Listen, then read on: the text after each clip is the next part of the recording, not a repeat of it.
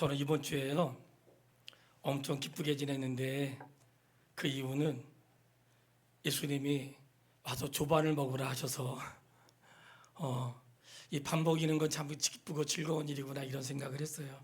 그리고 성경 66권의 말씀을 우리가 하나님의 양식으로 먹을 수 있다는 것은 큰 기쁨인 줄 믿습니다.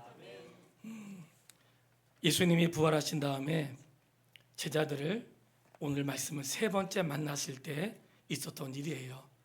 그런데 예수님이 부활하신 다음에 만나고 싶은 사람들이 있었겠죠. 그런데 예수님이 부활하신 다음에 예수님을 사형의 결정을 내렸던 빌라도를 만나지 않으시고 예수님을 재판에 넘겼던 유대 지도자들을 만나지 않으시고 누구를 만나셨는가? 제자들을 만나셨다는 거예요. 주님이 부활하신 다음에 찾아가셔서 만난 것은 제자들이었고 처음에는 막달라 마리아가 예수님을 목격했지만 그 이후에 제자들을 만나세요. 참 그 제자들을 만난 이 모습이 너무나 귀하고 그 모습 속에서 제자들은 두렵고 떨려하고 있었고 예수님이 말씀하셨지만 사실 그 말씀을 우리가 다 이해하기에는 어려운 말씀이었죠. 그런데 부활하신 다음에 예수님의 제자를 만나신 것은 야단치시기 위해서도 아니고 예수님의 말씀이 진짜라는 것을 그들에게 증명하세요.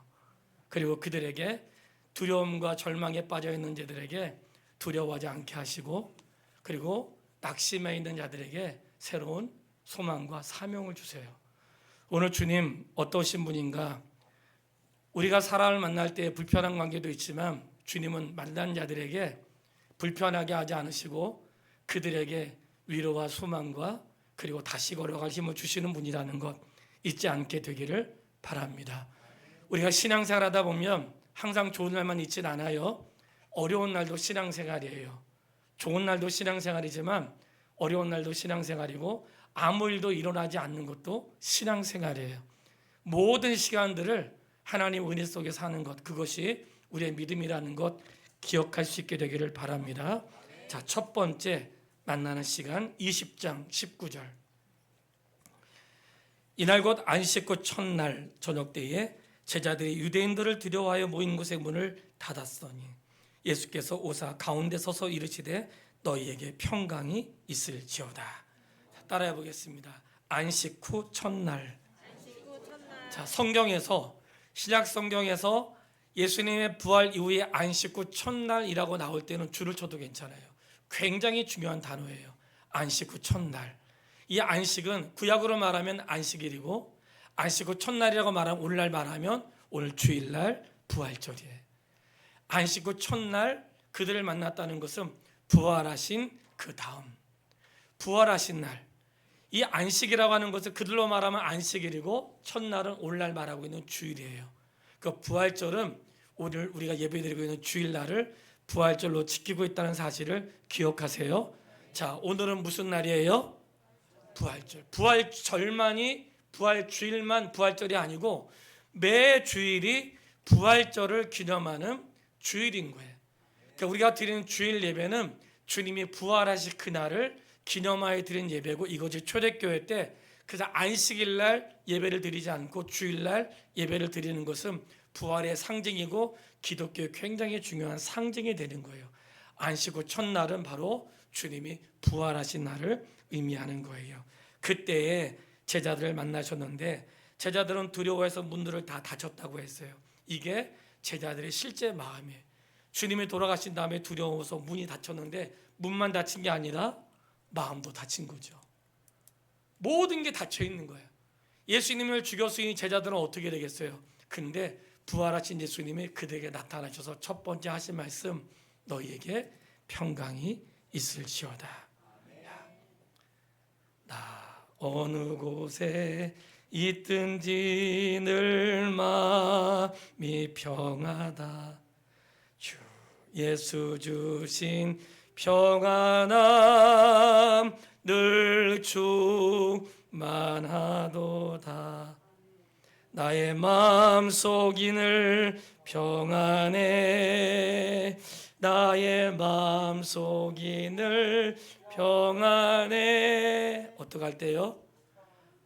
악한 죄 파도가 많으나 마음이 늘 평안해. 두려워서 문이 닫혀 있는 제자들에게 찾아와서 첫 번째 하신 말씀, 야, 왜 두려워하냐? 너희의 모습이 왜 이 모양이냐? 이렇게 하지 않으시고 너희들에게 평강이 있을지어다.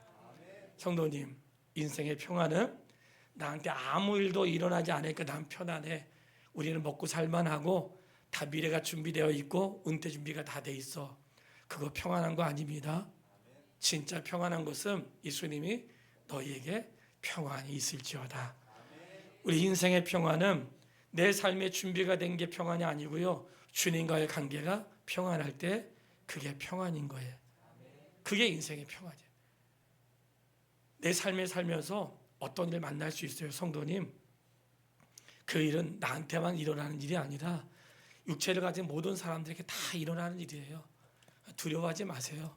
그냥 그런 일들에 대해서 담대하게 맞설 수 있는, 세상에 악한 파도뿐만 아니라 거친 파도, 별 파도가 있어도 우리가 마음이 평안한 것은 그리스도 예수 안에 있는 은혜인 줄 믿습니다. 자, 이렇게 두려워하는 제자들에게 주님이 평안하라고 말씀을 하세요. 그리고 아버지께서 나를 보낸 것처럼 나도 너희를 보낼 것이다. 아버지께서 나를 보낼 것처럼 나도 너희를 보낼 것이다. 21절 예수께서 또 이르시되 너희에게 평강이 있을지어다. 아버지께서 나를 보내신 것 같이 나도 너희를 보내노라. 자, 잘 들으세요. 오늘 우리는 사도라고 하는 자들은 보냄을 받았다는 뜻이에요. 사도가 무슨 뜻이라고요? 보냄을 받았다. 오늘 이 시대의 종들은 전부 다 뭐예요? 보냄을 받은 자들. 기억하세요. 보냄을 받은 자들은 내가 왔어가 아니라 그분이 보내서 온 것이고, 그분이 보냈을 때에는 그분의 목적이 있어서 온 거예요. 이 땅의 모든 교회들은 보냄을 받은 자들의 모임이고, 그들이 모여 사는 일은 보내신 뜻을 이루는 거예요. 하나님의 교회는 출발할 때는 내가 원하는 것, 내가 기대하는 것, 내가 바라는 것 때문에 교회에 올 수 있어요. 병 낫고 싶어서, 잘 살고 싶어서, 나도 한번 문제를 해결하고 싶어서 올 수 있어요. 그것도 하나님의 은혜예요. 그렇게 왔는데 주님은 너는 너가 원하는 것 때문에 왔지, 나는 너를 통해 내가 원하는 것을 이룰 거야. 이게 아주 놀라운 신비예요. 나는 내가 원하는 일을 하는데 주님은 주님이 원하신 일을 하세요. 그 우리를 성장시켜 주세요. 그리고는 제자들에게 뭐라고 말씀하시는가? 성령을 받으라.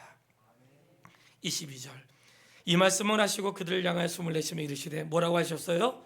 성령을 받으라. 사람을 처음에 창조하신 다음에 그의 생기를 불어넣으시니 생명이 되었다고 했어요. 잘 기억하세요.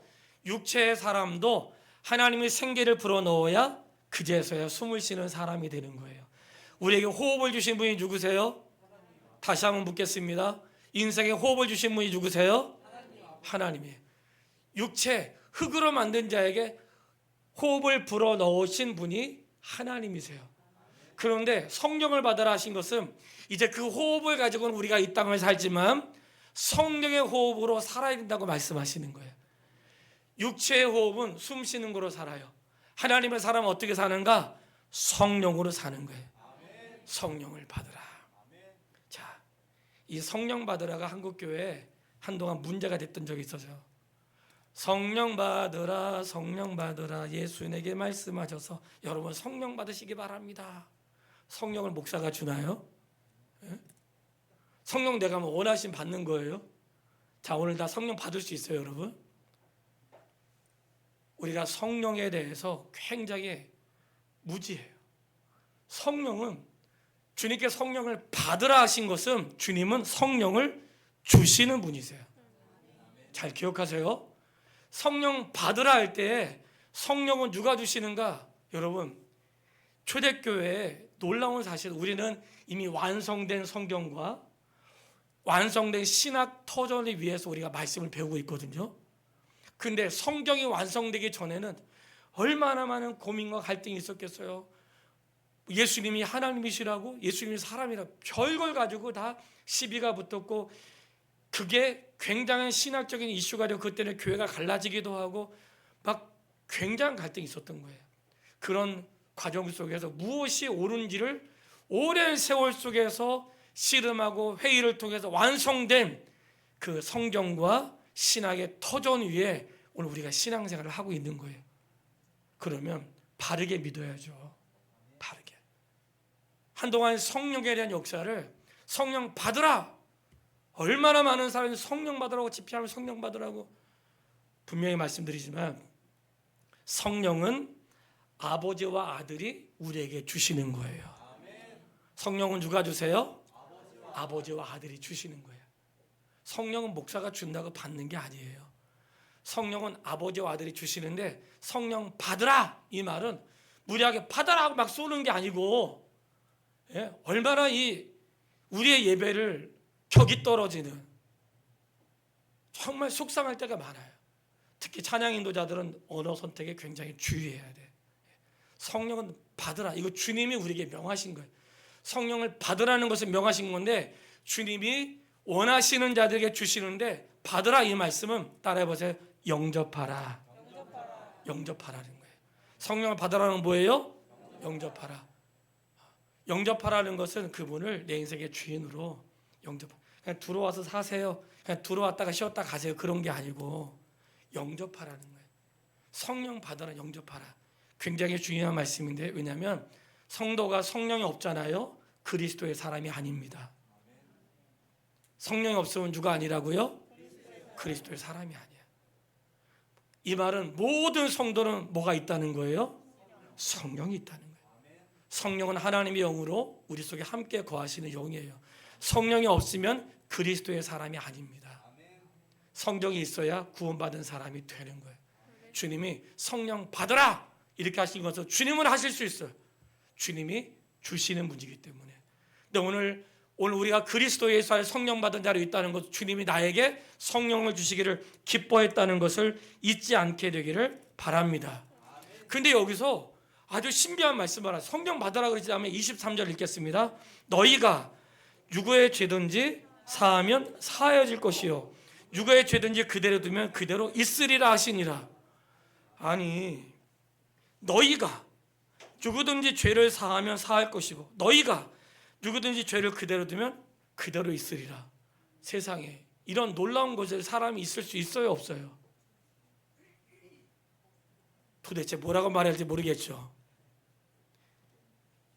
어려운 말씀이 아니에요. 이거는 사도들에게 너가 용서하는 사람들 용서할 것이고, 너가 안 돼 하는 사람들 안 될 거야, 그런 뜻이 아니에요. 이 말씀은 어떤 말씀인가? 너희가 하나님 말씀을 전할 때에 그들이 말씀을 듣고 영접하면 죄 사함을 받을 것이고, 영접하지 않으면 죄 사함을 받지 못할 것이다. 사도들에게 주신 고난은 너희가 말하면 그들이 용서도 받고 용서받지 못하는 게 아니라, 너희가 전하는 복음을 통해 너희가 전하는 복음이 사람을 용서하고 거절하면 용서받지 못하는 거야. 얼마나 중요한 말씀이에요. 목사나 종들이 하는 게 아니에요. 우리가 그분의 말씀을 신뢰하는 것은 너희가 전하는 복음을 통해 어떤 사람은 죄사함을 받을 것이고 어떤 사람은 죄사함 받지 못할 거야.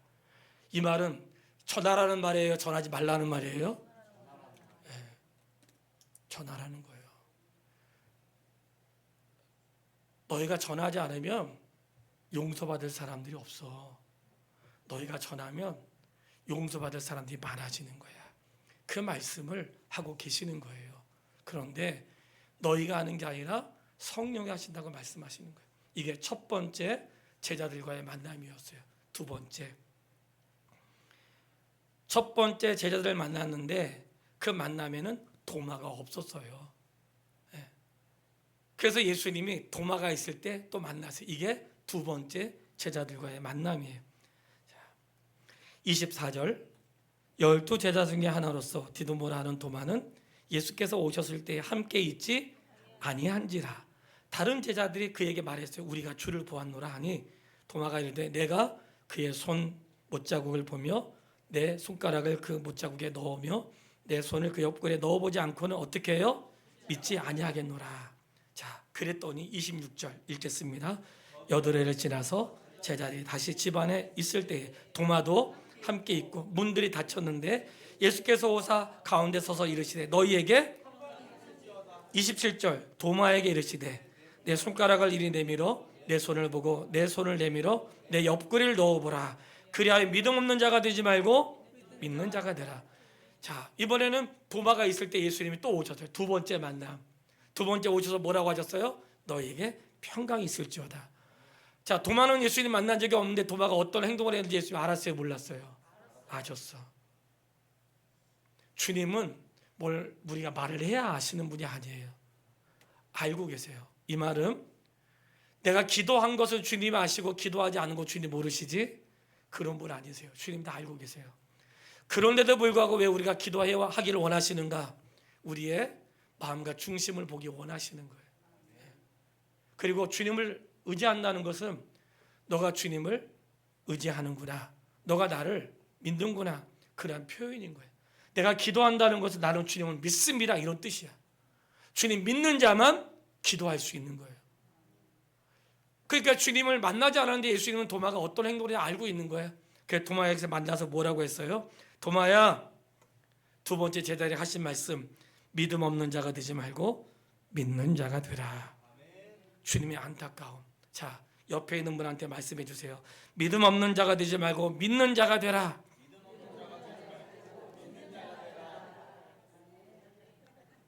어떤 사람이요?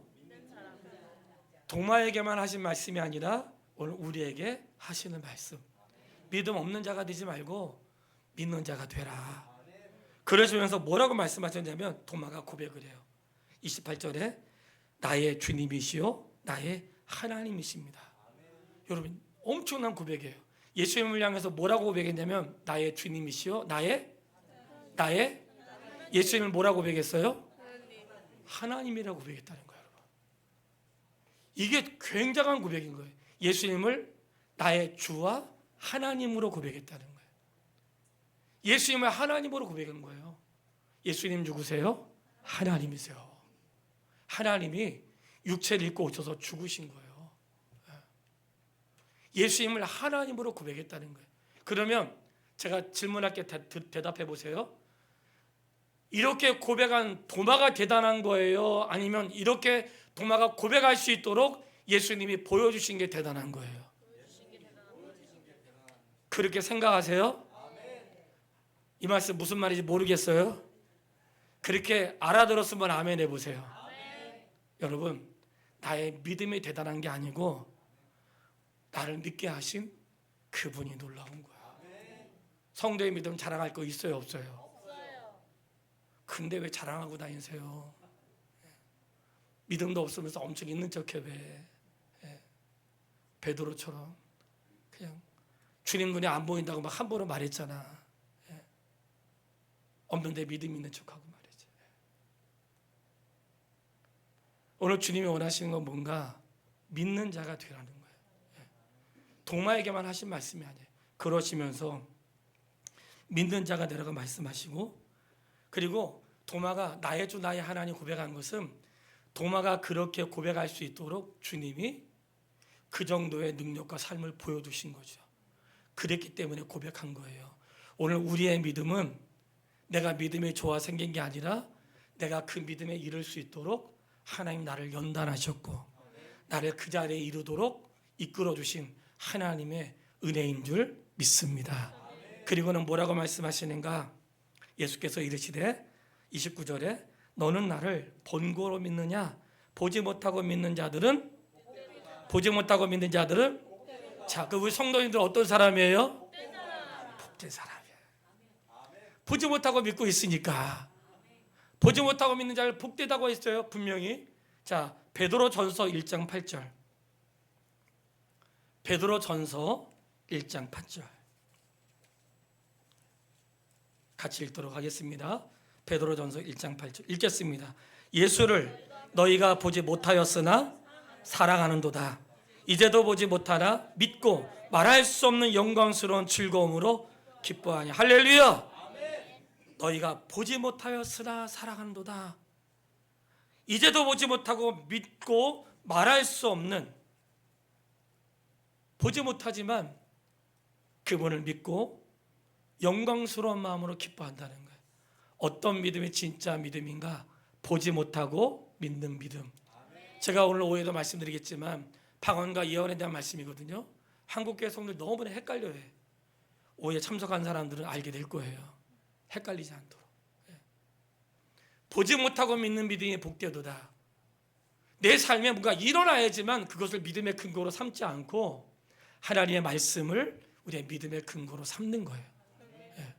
내 삶에 뭔가 일어나는 것은 체험도 중요하지만 아무 일이 일어나지 않아도 그분의 말씀 믿는 사람, 그 사람이 복되다고 하시는 거예요. 두 번째 제자들과의 만남에서는 예수님을 믿지 못했던 도마에게 너는 나를 본 거로 믿느냐? 보지 않고 믿는 자가 복되도다 하시면서 믿음에 대한 말씀을 하세요. 세 번째 오늘 본문의 말씀이에요. 세 번째 본문의 말씀인데 본문에 보면 3절로 4절에 베드로가 나는 물고기 잡으러 가노라 했는데 그 밤에 아무것도 잡지 못했어요. 이것은 누가복음 5장에 보면 예수님의 제자들이 부름받기 전에 똑같은 사건이 있어요. 이것은 두 번째 나타난 사건이에요. 똑같은 사건이 아니에요. 깊은 데로 가서 그물을 던져라. 이것은 그들을 제자로 부르실 때 있었던 사건. 그들도 똑같이 밤새도록 고기를 잡았는데 한 마리를 잡지 못했더니 깊은 데로 가서 고기를 잡아라. 누가복음 5장에 나온 것은 부르심에 있을 때의 사건이고, 오늘 본문의 말씀은 부활하신 후에 제자들을 만나는데 그들이 고기 잡고 있었던 거예요. 이 말씀에 대해서 왜 고기 잡았는지 우리는 몰라요. 그들이 과거로 돌아갔다고 말하기는 어려워요. 왜냐? 부활하신 예수님 몇 번 만났어요? 2번 만났잖아요. 그를 과거로 갔다고 말하기는 어렵고 갈릴리에서 만나자고 했는데 무료했는지 아니면 뭐라도 하고 싶었는지 어떤 이유인지 모르지만 그들은 고기를 잡고 있었고 밤새도록 고기를 잡았지만 한 마리도 잡지 못했다는 거예요. 주님이 물어보세요. 너희에게 고기가 있느냐? 없습니다. 그때 주님이 말씀하세요. 그물을 배 오른편에 던지라. 그리하면 잡으리라. 어떻게 됐을까요? 잡았어요. 물고기가 많아 그물을 들 수 없게 되었대요. 굉장히 중요한 말씀이에요. 너희가 밤새도록 수고했는데 고기 잡았니? 못 잡았습니다. 그래? 그물을 배 오른편에 던져라. 거기 안 던져봤겠어요? 던져봤겠죠. 성도님 잘 들으세요. 오늘 제자들을 만나서 말씀하시는데 이게 결론에 드릴 말씀인데 앞으로 너희들이 사람 낚는 어부가 될 건데 너희의 방법으로 너희의 수고로 잡는 거 아니야. 밤새도록 수고했지 한 마리도 못 잡았어. 앞으로 너희가 주의 일을 할 때에 너희의 생각, 너희의 믿음, 너희가 가지고 있는 것 그걸로 하면 한 마리도 못 잡아. 언제 잡을 수 있는가? 오른편에 던져라. 너희가 수고했던 방식이 아니라 내가 너에게 말했던 방식. 그 방식으로 주의 일을 하는 거야. 성도님, 주의 일은 내가 이 땅에 가지고 있는 삶의 방식으로 하는 게 아닙니다. 주의 일은 그분의 말씀에 순종함으로 하는 거예요. 말도 되지 않는 일들이 되는 게 그게 주의 일이에요. 왜냐하면 만물이 그분 앞에 복종하니까. 주의 일은 이성으로 하는 게 아니지만 내가 의지로 따라서 하는 게 맞아요. 그들이 깊은 데로 가서 그물을 던져라. 이번에는 배 오른편에 던져라. 예수님, 제가 안 던져봤겠어요? 수없이 던져봤겠죠. 혹시나 해서. 이 말씀은 앞으로 굉장한 예고를 하고 있는 거예요. 앞으로 사람을 낚는 어부가 될 때에 종들의 역할은 무엇인가? 그저 그분의 말씀에 순종하는 거예요. 그리고는 예수님이라는 사실을 알고 베드로가 뛰어내렸고 예수님께 왔는데 9절에 보니까 육지에 올라오니 숯불이 놓여있는데 그 위에 생선이 있었고 떡도 있었대요. 자, 주님이 그들을 위해서 아침 식사를 준비하셨던 거예요. 10절로 11절 읽습니다. 예수께서 이르시되 지금 잡은 생선을 좀 가져오라 하시니 시몬 베드로가 올라가서 그물을 육지에 끌어올리니 가득 찬 큰 물고기가 153마리라. 이같이 많으나 그물이 찢어지지 아니하였더라. 의미가 있어요. 자, 예수님이 제자들이 밤새도록 수고했지만 아무것도 못 잡았는데 나와 보니까 예수님이 숯불을 펴놓고 거기에 생선과 떡을 준비해 놓고 계셨어요. 얘들아, 너희가 지금 잡은 고기를 갖고 와라. 갖고 오라는 것은 예수님이 준비한 식사가 부족해서가 아니에요. 너희가 밤새도록 수고했는데 한 마리도 잡지 못했는데 말씀에 순종할 때 잡은 물고기를 그들의 눈으로 확인시켜 주는 거예요. 봤지? 확인시켜 주는 거예요.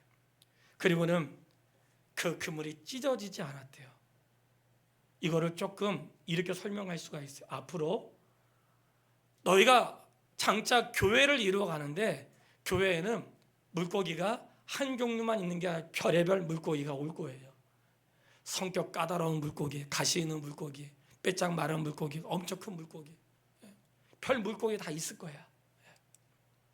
그 물고기가 모였는데 그물이 찢어지지 않았대. 왜 찢어지지 않았을까요? 주님이 세운 교회는 찢어지지 않습니다.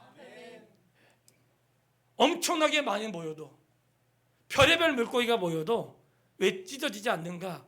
앞으로 된 예고. 너희가 앞으로 사람 낚는 어부가 될 텐데 별의별 물고기가 있을 거야. 근데 그 물이 왜 찢어지지 않는가? 하나님 말씀은 쇠하지 않아. 이게 바로 하나님의 사람들이 살아가는 방식인 거예요. 그리고는 뭐라고 말씀하셨는가? 21절 읽겠습니다. 예수께서 이르시되 12절 읽겠습니다. 12절 예수께서 이르시되 와서 주발을 먹으라 하시니 제자들이 주님이신 줄 아는 거로 당신 누구냐 감히 묻는 자가 없더라. 예수께서 가서 떡을 가져다가 그들에게 주시고 생선도 그와 같이 하시니라. 자, 예수님이 주발을 먹으라 했어요. 성도님, 예수님이 준비한 아침 식사, 부활하신 다음에 제자들을 만났는데 제자들을 위해서 아침 식사를 준비했어요. 식사하면서 묻지 않았어. 야, 너 왜 부인했냐? 왜 도망갔냐? 식사하면서 너 왜 그랬니? 왜 흩어졌냐? 왜 나 믿지 못했냐? 이렇게 말씀하지 않으시고 그냥 와서 주발을 먹으라. 말하지 않아도 제자들이 아는 거예요. 그런데 예수님의 식탁에 회개와 위로와 벅찬 감격과 말할 수 없는 감격이 섞여 있는 거예요. 그리고는 베드로에게 말씀하시는데 사실은 베드로에게 말씀하신 게 아니라 모든 제자에게 하신 말씀이고 오늘 우리에게 하신 말씀이에요. 와서 주발을 먹으라. 이게 세 번째 제자에게 하신 말씀. 그리고는 그 식탁에는 너무나 아름답고 미묘한 감정이 있었지만 너무나 따뜻한, 너무나 위로가 있는 그러한 식탁이었어요. 성도님, 이러한 식탁을 성도님들에게 드리고 싶고 오늘 성도들이 만나는 식탁에 그런 위로와 은혜가 있게 되기를 바랍니다. 네. 나를 힘들게 하는 사람들에게 전화해서 야, 밥 한 번 먹자. 쓸데없는 말 하지 말고 미운 놈 떡 하나 더 주라고 해가지고 굳이 하지 않아도 되는 말을 해가지고 밥 사고 기분 상하고 굳이 하지 않아도 되는 말을 그냥 좋아서 먹고 싶어서 굳이 쓸데없는 말을 그냥 마음 표현하고 싶으면 표현하고 싶은 말만 하세요. 오다 주었다 하지 말고. 이 말하니까 생각이 나네. 이번에 학생들이 7명이 오거든요. 청년들이요. 기회 드리겠습니다. 7명이 오는데 한 사람씩 내가 7명 단톡방에 이름 올려줄 테니까 한 사람씩 이름 적어서 선물 하나씩 준비하세요. 청년들. 뭘 준비할지 각자 알아서 하세요. 다음 주 주일까지. 편지도 쓰고 거기 통역하는 사람이 있으니까 뭐 영어로 써도 다 알아들으니까. 자, 밥을 먹으라는 거예요. 그리고는 네 번째는 베드로에게 하신 말씀이지만 사실 모두에게 하신 말씀이거든요. 요약해서 짧게 세 가지로 말씀드릴게요. 베드로에게 베드로라고 말씀하지 않으시고 뭐라고 말씀하시냐면 15절에 요한의 아들 시몬아 내가 이 사람들보다 나를 더 사랑하느냐 물었어요. 자, 따라해 보겠습니다. 요한의 아들 시몬아. 요한의 아들 시몬아. 자, 뭐라고 불렀다고요? 요한의 아들 시몬아. 자, 베드로는 개바라고 나중에 너를 시몬이라고 말하지 않고 너를 앞으로는 개바라고 부를 거야. 개바가 베드로거든요. 개바는 반석 이런 뜻이에요. 그동안 베드로라고 불렀는데 지금 뭐라고 불렀어요? 요한의 아들 시몬아. 예수님이 얼마나 사랑이 많으신 분이니까 잘 보세요. 베드로야 너나 사랑하니 이렇게 말씀하지 않으시고 요한의 아들 시몬아 너나 사랑하니 그랬거든요. 베드로의 뜻이 뭐라고요? 아니 베드로의 뜻이 뭐라고 했어요? 반석. 야 너 반석이라며. 흔들리지 않는다면서. 그럴 수 있잖아요. 주님이 그렇게 말씀하지 않으세요. 요한의 아들 시몬아 그가 처음 부름 받았을 때 여러분 제가 더불어 이 말씀을 꼭 드리고 싶어요. 신앙생활 하면서 진짜 중요한 게 뭐겠어요? 제가 질문하고 싶어요. 나를 부르신 게 기쁜 거예요? 내가 직분 받은 게 기쁜 거예요? 부르신 거예요. 몇 사람밖에 대답 안 해서 다시 한번 물어볼 거예요. 나를 부르신 게 기쁜 거예요? 아니면 직분이 기쁜 거예요? 나를 부르신 것. 제발 좀 깨달으세요. 아멘. 직분에 어울리지 않는 행동하면서 자랑하지 말고 나도 집사라 그러지 말고.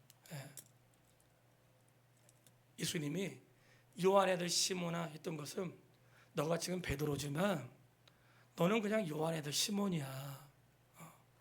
나는 너가 나를 몰랐을 때 나를 만났을 때 나의 제자가 되었을 때 너가 인생 헌신해도 너는 여전히 요한의 아들 시몬이야. 너는 달라진 게 아니야. 그러나 요한의 아들 시몬 같은 너를 지금 비록 너가 고백하지 못하고 지금 너가 실족하고 반석으로 되어 있지 못하지만 너를 반석처럼 만드시는 것은 너의 확고한 믿음이 아니라 예수님의 사랑과 그분의 가르침과 그분의 은혜로 너는 반석이 될 거야. 할렐루야. 나를 그 자리에 서게 하시는 분은 주님이세요. 엄청난 믿음이 있었다면 엄청난 그 믿음이 있도록 주님이 우리를 거기까지 인도하신 거예요. 그리고 우리가 그 자리에 이를 수 있도록 우리는 마음을 가져야 돼요. 그리고는 그 베드로에게 말씀하시는 거예요. 내 어린 양을 먹여라. 양을 치라. 내 양을 먹여라. 그 양을 먹이라는 거예요. 그러면서 베드로에게 주신 사명은 제자들에게 주신 사명인데 이게 목회 사명이거든요. 내 양을 먹이라는 거. 내 양을 먹여라. 그때에 너가 나를 다른 사람들보다 더 사랑하냐 물어봤잖아요. 다른 사람들보다 더 사랑하냐 이 말씀은 베드로를 포함하여 말씀하신 거예요. 다른 사람들보다 나를 사랑하는 것뿐만 아니라 너를 포함해서 나를 더 사랑하냐 이 말씀이고 주의 일을 할 수 있는 그 첫 번째 조건은 무엇인가? 주님을 사랑하는 것입니다.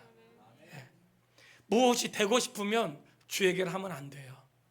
무엇가 이루고 싶으면 주의 길을 하지 않아도 이룰 수 있습니다. 주님의 길을 가는 첫 번째 조건은 무엇인가? 주님을 할렐루야. 우리가 왜 예배 드려요? 사랑하기 때문에. 왜 그분의 말씀을 듣습니까? 나의 계명을 가지고 지키는 자라야 나를 사랑하는 자니 나를 사랑하는 자 내 아버지께 사랑을 받을 것이요 나도 그를 사랑하여 그에게 나를 나타내리라. 자녀들이 부모님 존경하면 부모님 말씀 듣습니다. 존경하지 않으면 안 듣습니다. 성도가 주의 말씀을 존중하며 그분의 말씀 듣습니다. 존중하지 않으면 안 듣습니다. 자기가 하고 싶은 대로 사는 거예요. 그게 그 사람이 사는 방식. 여전히 하나님의 교회 안에 있지만 자기의 방대로 사는 사람 교회에 이룰 수 없습니다. 주님이 내 양을 먹이라는 거예요. 자, 내 양을 먹이라는 것은 아주 새로운 방식이에요. 결론으로 이렇게 말씀드리고 싶어요. 얘들아, 내 양을 먹여라. 목사의 사명은 뭘까요? 양을 먹이는 거야. 양을 먹인다는 게 뭐겠어요, 여러분? 밥 먹이라는 거예요? 좀 알면 좀 시원하게 얘기해 보세요. 말씀. 밥 먹이라는 거예요? 아니요. 그래서 제가 와서 조반을 먹으라고 했어요, 안 했어요? 예수님이. 다시 와서 조반을 먹으라고 했죠. 제가 맨날 밴드에다가 뭐 하는 거야? 조반. 와서 조반을 먹으라고 하는 거예요. 아멘. 맨날 밴드에 올리잖아. 와서 조반 먹으라고. 아직도 안 먹는 사람들은 도대체 뭐 하는 사람들이에요? 와서 조반을 먹으라. 성도님들의 오해하지 않도록 말씀드리는데 자꾸만 뭔가 오해하는 것 같아서 왜 우리 교회는 새벽기도 하지 않을까? 몇 번도 말씀드렸지만 새벽기도는 한국에만 있고 저는 신학생 때부터 지금까지 새벽기도 하며 살았습니다.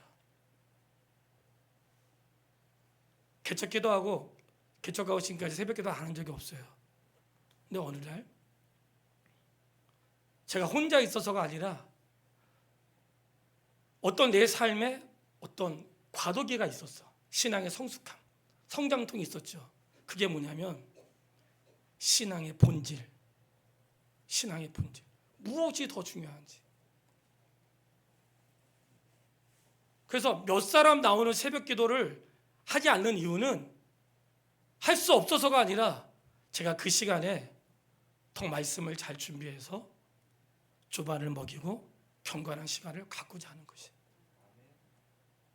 굳이 교회 오지 않아도 아침 식사를 할 수 있도록 교회 와서 두 사람 세 사람 어느 날 한 사람 이렇게 해가지고 아침 식사 먹는 것보다 각자의 자리에서 골방 기도를 통해 나 새벽 기도하는 사람 아니라 골방 기도하는 사람으로 사람에게 드러내는 사람이 아니라 홀로 있어도 기도하는 사람으로 아무도 보지 않아도 성경 읽고 아무도 없어도 말씀대로 사는 그러한 성도의 삶을 보고 싶은 거예요. 예배 행위가 아니라. 그래서 아침마다 제가 조반을 만들었는데 안 먹는 사람은 도대체 누구냐고. 제가 모를 줄 알았죠. 다 안단 말이지. 와서 조반을 먹으라. 제가 하고 싶은 것은 열심히 밥 만들어서 드리도록 하겠습니다. 돌아보니까 잘 만들고 싶은데 어떨 때는 너무나 힘들 때가 있어요. 그래서 지금 제가 하는 일이 있어요. 매번 어렵겠지만 먼저 전할 말씀을 책으로 만들어서 드리고 보면서 해야 되겠다. 하여튼 제 마음에 지금 그렇게 다짐하고 있어요. 지금 한번 해보려고요. 자, 조반을 먹으라. 이 말씀은 양을 먹이라고 했잖아요. 가르치는 사람아 양을 먹이라. 이 말씀은 제자들아 너희도 먹고 양도 먹이라는 거예요. 사도라도 말씀을 먹지 않으면 궁핍합니다.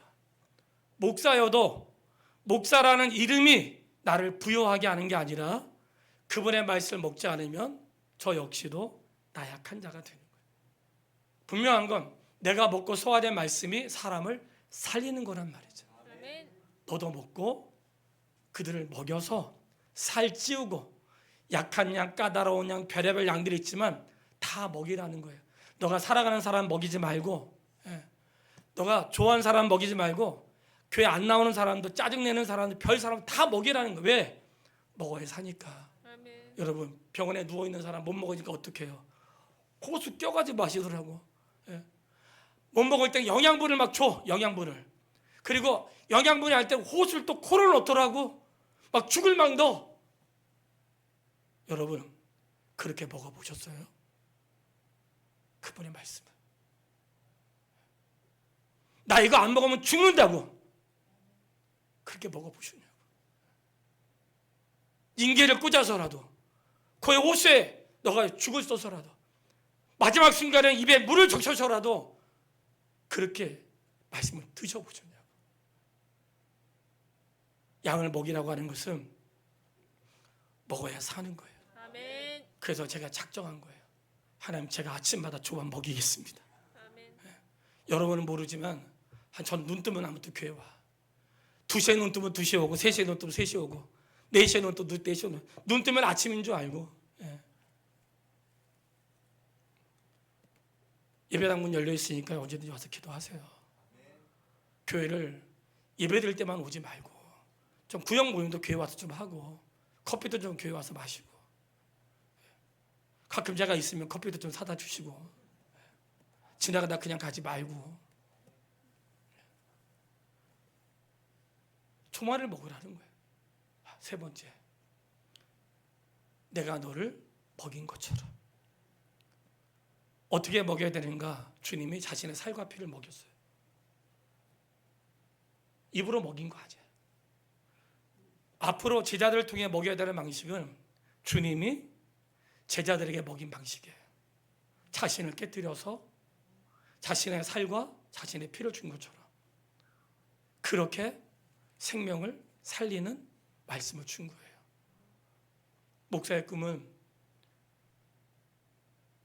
그 생명의 꼴을 먹는 성도들이 건강하게 자라는 것, 주님 오실 때까지 믿음을 지키는 것, 그게 바로 종도를 향한 하나님의 은혜예요. 더 드리고 싶은 말씀이 있지만 여기서 마칠게요.